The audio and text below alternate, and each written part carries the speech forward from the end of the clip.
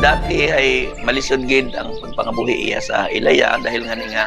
magluwas nga biktima kami insurgency problem. Ang amon nga pagpangabuhi ay nagaingin lang, tapos nagapukadit butong, nagabalsa.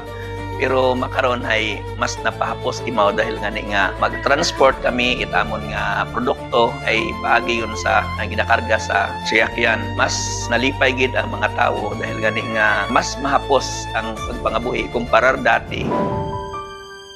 Ang DAR nagtao gid bulig kamon paagi sa pag-organize cooperative agud matunan kami ag ma-training paagi sa pagnegosyo pareho it mga leadership training agud nga hindi lamang sa individual ang benepisyo kundi sa bilog nga membro ita Parisyodaryan Reform Cooperative sa pag-abot split program ay gid-explain gid kamon it may DAR pero mga titulo ka muna nga panahon kauna anay ay inisyo anay sa sang katawo pero gin huway-hugay pagid agud nga kaday sa gaman ay matawad sa sarili ng nga titulo kang amon nga yugta nga gintao kada saya kamon ay ayos akon magsubra nga 2 hectares gusto ko madugangan pagid mga tanom pareho bambo gulay prutas agud nga abo nga mga benepisyo madugangan pagid ro amon nga income ko si iliginday ko isayang kamanguma ag kadayon sa pagpanguma.